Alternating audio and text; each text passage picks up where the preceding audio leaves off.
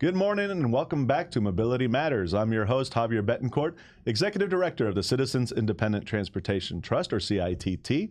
We're the agency in Miami-Dade County charged with overseeing your half-penny sales tax for transportation and implementation of the People's Transportation Plan. So as the name implies, Mobility Matters is a program to discuss transportation and mobility issues, projects, and programs with some key folks involved in that industry. That includes, of course, our elected officials who are very much involved at the policy level. You've seen many local elected officials on the program before. Today, for the first time, we have state legislators. We invited everyone in the Dade delegation to come join us and talk about their districts and the transportation issues they're involved in.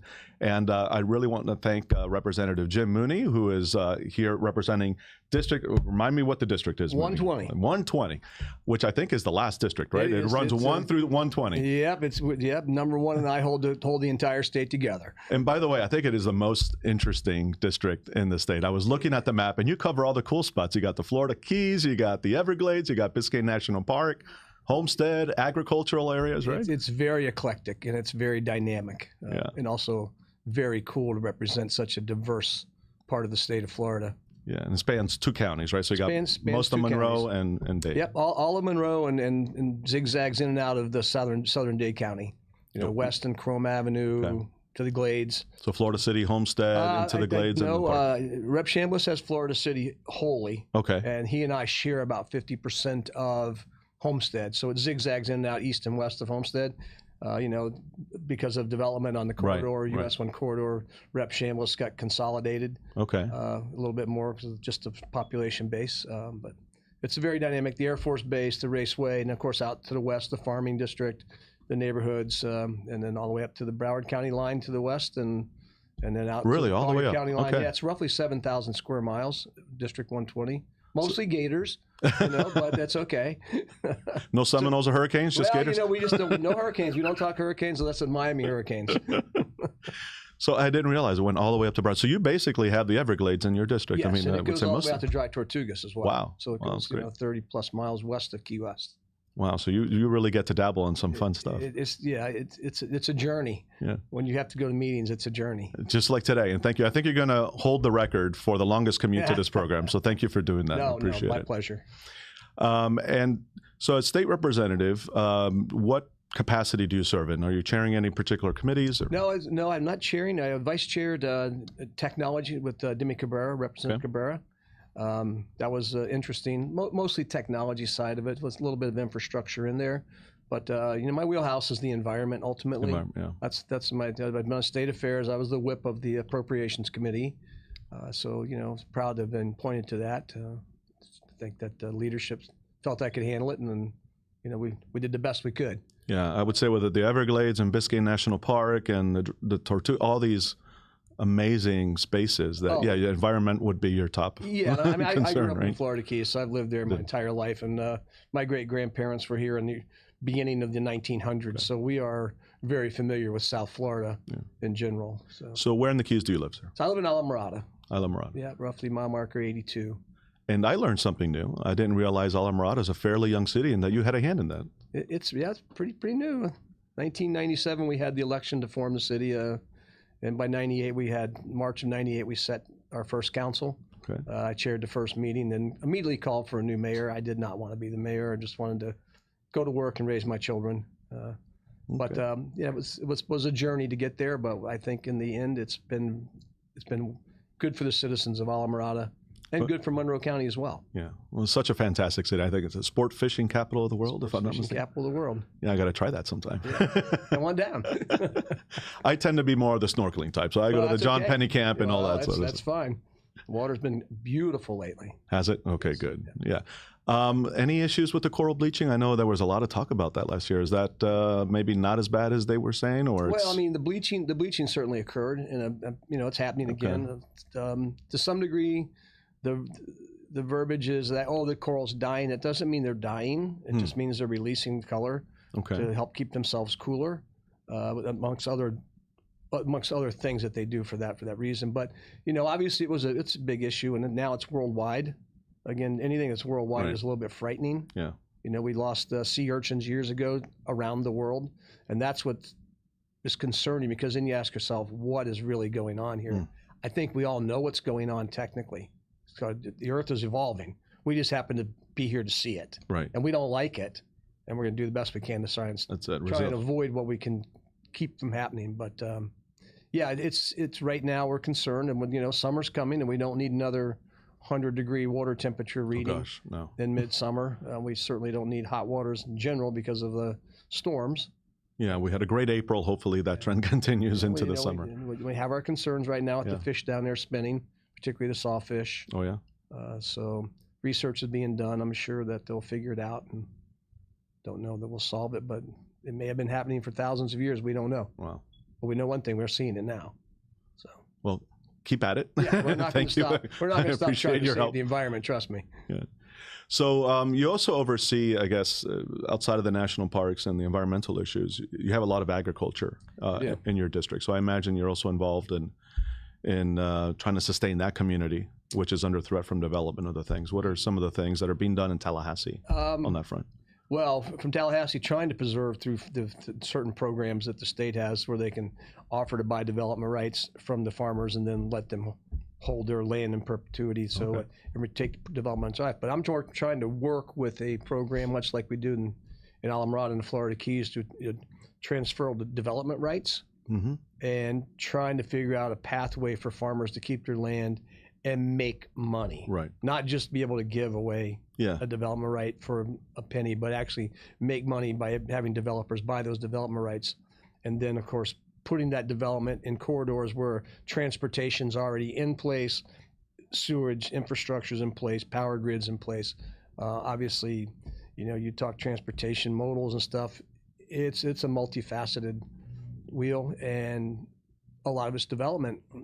Look no further than out by Robert is here with those probably 1,000 units being built, but I don't see any roadways being expanded out that way. Right. It's going to be a nightmare, I'm afraid. Yeah, Robert is here, but he may not be there much longer the way things are going. The amount of houses being built out there, but again, without the infrastructure in place, I would have thought that they'd make the infrastructure first. Right. And then that's not the way we do things in Miami-Dade County. We're always playing catch up, it seems. I understand the development part of it, but I don't necessarily have to agree with it. But I'm not anti-development, but I do believe in progression. And of course, the Florida Keys has been an area of critical state concern for a long time. So your development has been limited because of the carrying capacity of the overseas highway. Now, my understanding is that is being reconsidered now, that there's some trigger that has kind of been pulled. Well, the trigger was 2023 when basically all development was to stop and there'd be no more building permits issued. Wow. Thus the TDR aspect of what's going on down there, where people had a duplex, decide to make it SFR, and then they had one right left over, so they could use that, sell it off to recoup some money. But so now this county has done a study that they thought there was 8,000 vacant lots. Turns out there's roughly 3,000 that are buildable. Now what they'll do next is they'll take those 3,000 and start culling them out as to how much and what, if anything, can technically be built. Because they already eliminated 5,000 in theory that were just not going to be buildable. Swampland, high hammock, and different species, butterflies, rats, snakes, everything you can think of that's endangered. It's all stop a development. Wow. So we'll see what happens, but I think that 3,000 will probably come down even more, at which point there'll be public input throughout the county. And then based on the input and the county commission's decision, they'll probably go to the state and say, we're done. Or they're going to go to the state and say, maybe 1,200 more, maybe 2,000. Who knows what that number may be, but the citizens will have the input. And I think that's critical, because what's not being talked about at this point is the infrastructure. Right. We know that traffic in the Florida Keys is at best horrendous, particularly during season. And one way in, one way out. Right? Pretty much every day, starting at 3:30. Yeah. We get a lot of workers off the mainland because Hurricane Irma displaced a lot of our workforce housing. And so, but they're not going to stop working in the Florida Keys. They make more money working in the Florida Keys doing that job. So. Right. And in fact, I think Miami-Dade County runs a bus route from Florida City down to at least Marathon. If I'm not mistaken. Marathon, correct. And, we were just discussing that on the way up, because they're riding an AC with internet to the Florida Keys in an hour. And it took us an hour and 15 minutes just to get from Homestead to here. Well, So- there you have it. Take transit when you travel to the transit Keys. works. It works in the Keys. I'd like Yeah. to see a better component of when they pull off the highway instead of just random stops blocking half a lane. And I know we've been experimenting up here with something called on-demand transportation largely through this company called Freebie. Right. I understand they're in Islamorada as well. Is We that have true? Freebie in Alamorada. It's Okay, been great. very well received. It's been amazing. I mean, it's very difficult to not like them. Yeah. You hit the app, they come pick you up, they drop you off. Have a cocktail if you want. Eat your lunch. In the Keys, a cocktail? Never. I know, never in the Keys. They'll take you to the grocery store and hit the app again. They'll come pick you up. For a tip.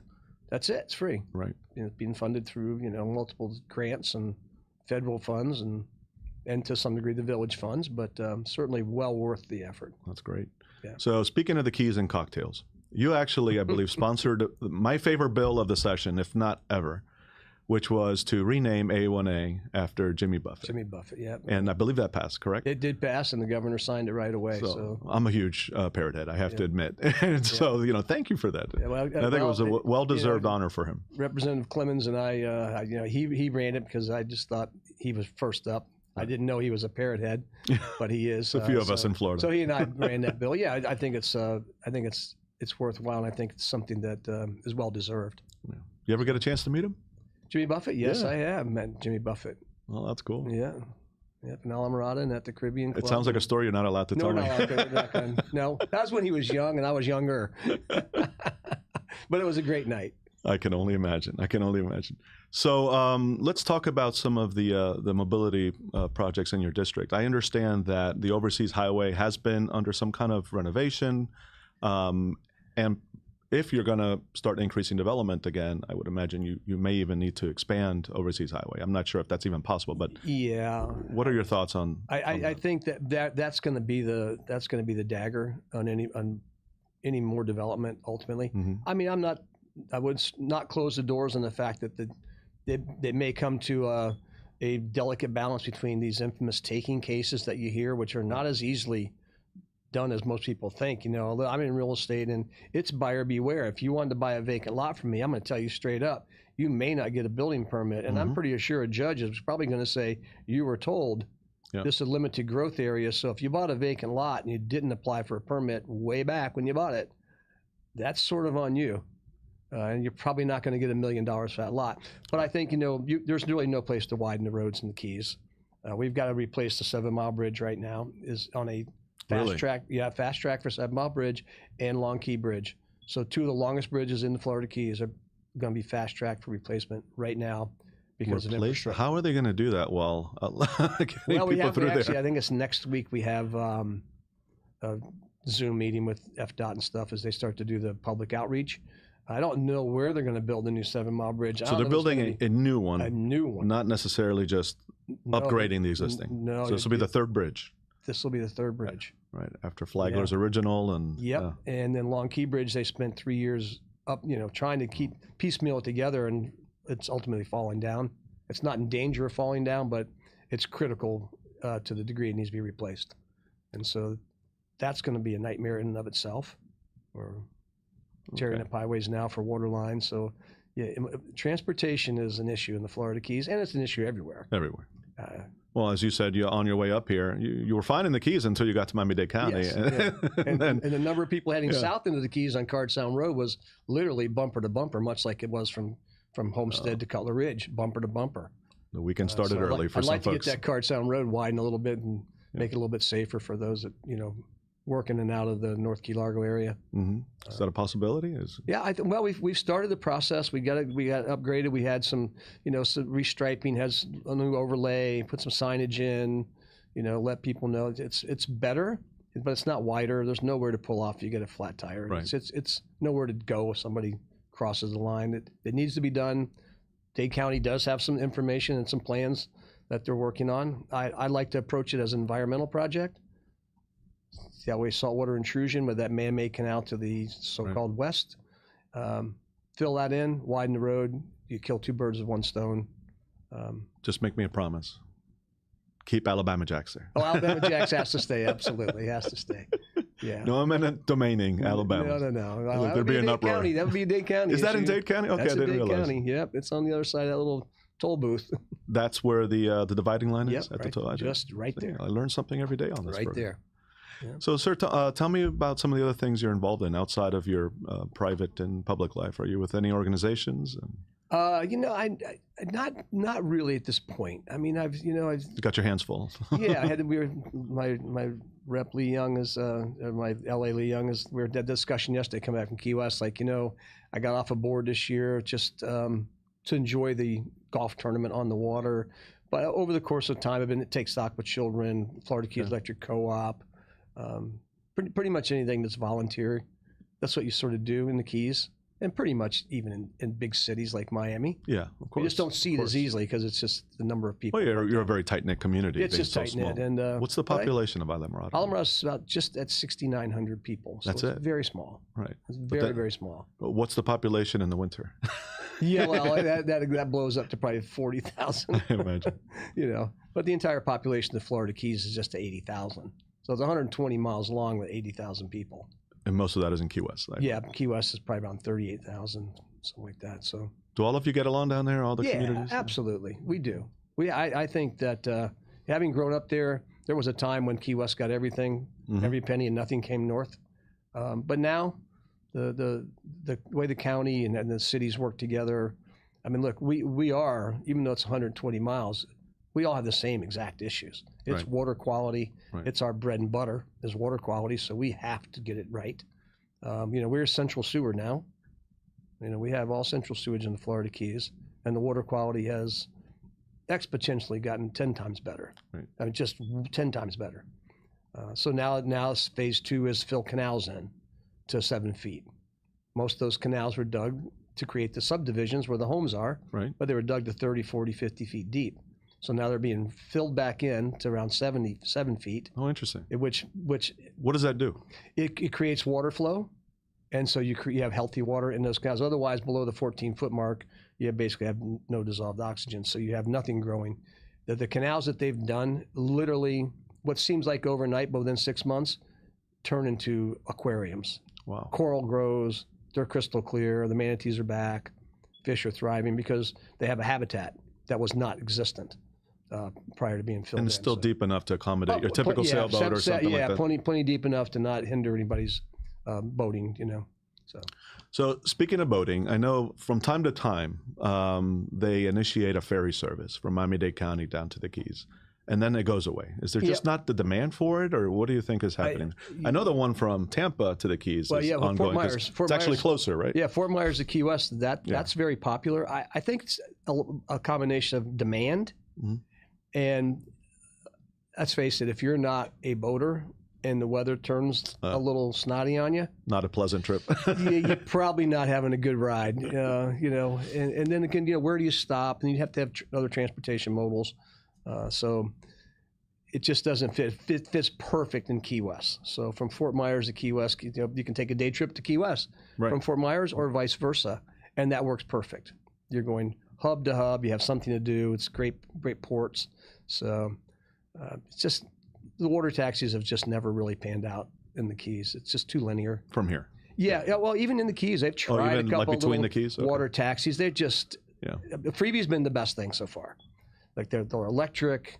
We talk about carbon footprint. All of that stuff comes into play, and they just do a great job. I don't understand why everybody else in the Keys doesn't have them. So I was going to ask, any idea or any discussions taking place about that expanding that to other communities? I think they'll ultimately expand throughout the communities. We had it only on one island initially. So when I was on the village council, we was only on Upper Matacumbe. It was only electric golf carts. Then it became so popular with not only tourists but locals. Turned out locals were riding them more than the tourists were. Good. And then, so you know what? So they brought in one car and they go over the bridge, and then they got I don't know how many cars now, 4 or 5. And they'll take you actually outside the village boundary into the shopping center, in Tavernier, so you can go grocery shopping there. So it works well, and it's all 4 islands now, plus across the bridge to the shopping center. I imagine students even take them to school, right? Because I know up here we see that a lot. Yeah. Everybody rides those things. That's great.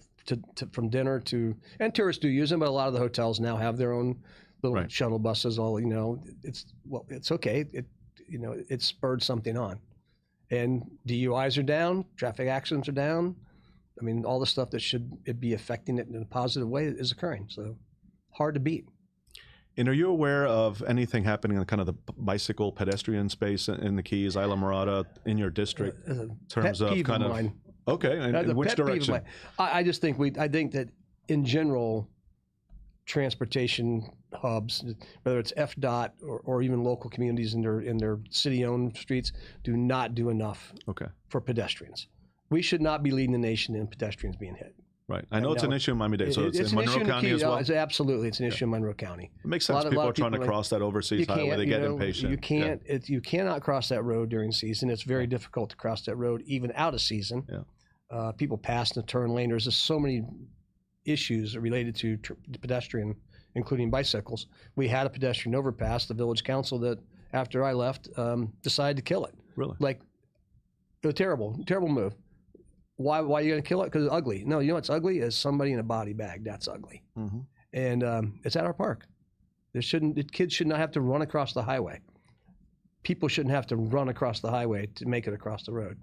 I don't necessarily think they're beautiful, but you can make them pretty enough to make them effective, and that, more importantly, they're effective. They keep people from dying. And that's usually what the idea is. Now, at the end of the day, it's a state highway, so I would imagine the state as it's a state and federal highway. Is it? Okay, that's true. It is US 1. It is US 1. But it's not a local road. It's a state road. Yeah, US 1's a state road. So as they look to renovate, upgrade the overseas highway, is FDOT having those conversations about bicycle pedestrian infrastructure? They're doing a much better job. Actually, the one plan that on Card Sound, for instance, has a pedestrian mode aspect to it. It has a bicycle lane separate from the highway.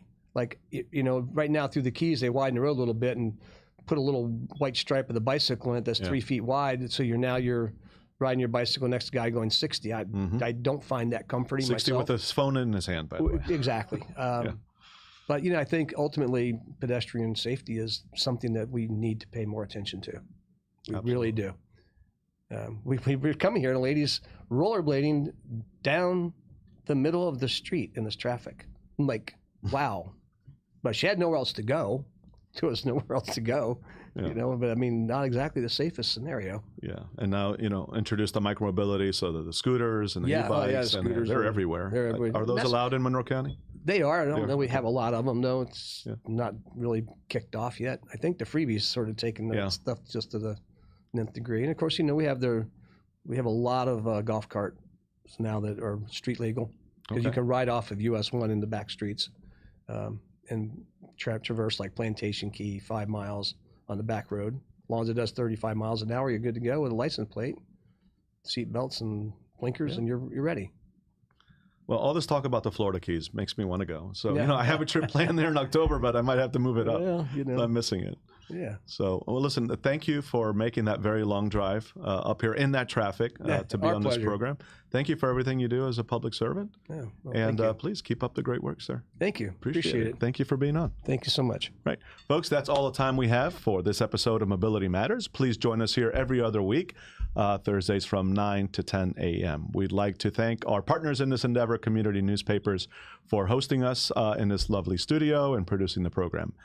If you're interested in learning more about the CITT and opportunities to serve on our board as a volunteer, or to serve as a CITT ambassador, if you're regular transit riders, we could use your observations.